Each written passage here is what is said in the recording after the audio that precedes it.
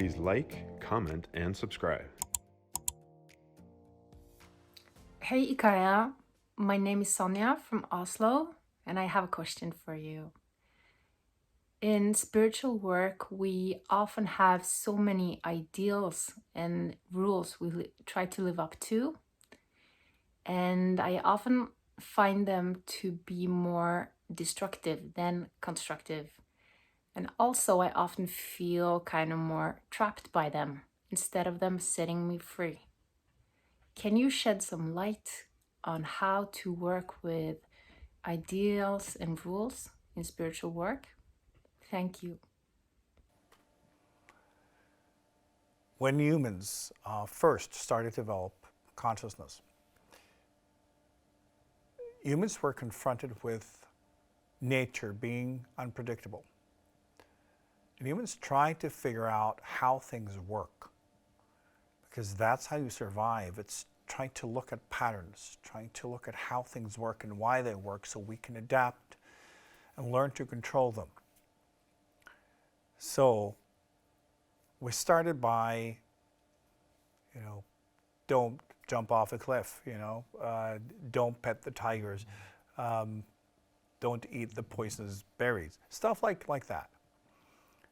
And we always wanted to control everything because we understood as humans that controlling something means that it can't kill us and we can use it for our benefit. It started by controlling whatever we could and creating predictability by, for instance, building shelter, growing food, developing tools, controlling each other. We also learned that to survive as a group, we need to have some type of group control. And we invented our gods based on trying to figure out how nature works and then creating rules and rituals, trying to control everything. So in the human brain, control is very much linked to the experience of survival. So we then developed rules. And of course, when it comes to our gods, we thought that we had to sacrifice, we had to do certain things. Certain rituals would mean that we control nature and can have it do whatever we want. So humans have always had this interest in figuring how to control things, and thereby you need rules.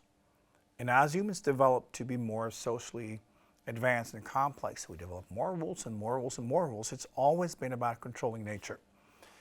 And in all the hierarchies that humans have developed, it's always about controlling nature, right? The ones who can control nature the most, they win.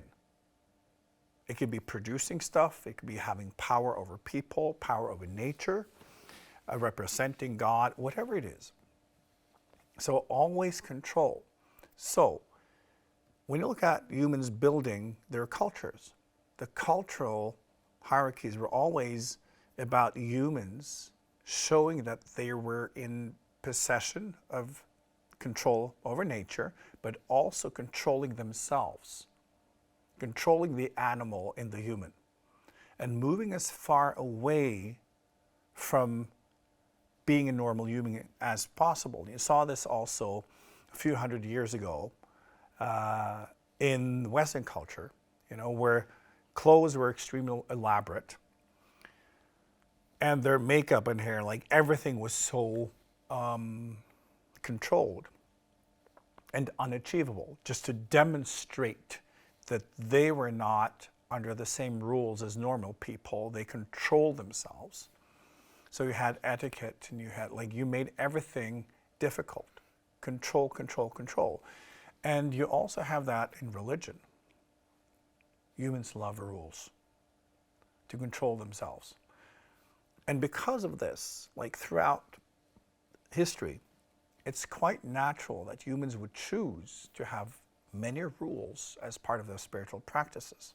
That's what you find in religion. If you do this and this and this, then God will love you. If you do this and this and this, then you end up somewhere else. Rules.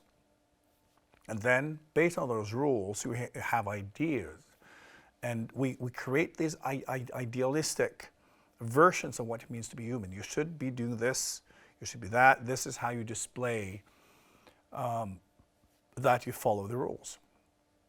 Because then everything will go well. And if you don't, you will go to the very bottom of everything. So this is still part of spiritual practices, part of religion, part of how humans operate. There's always rules and control. Modern spirituality represents something new.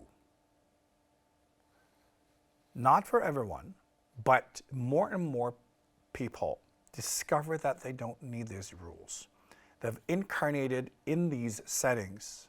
Religions, controls, ideas, is so many different ways that they're done, and they see through them. But if you also notice in modern spirituality, there are also a lot of teachers and new groups and traditions that have so many rules because the humans like them.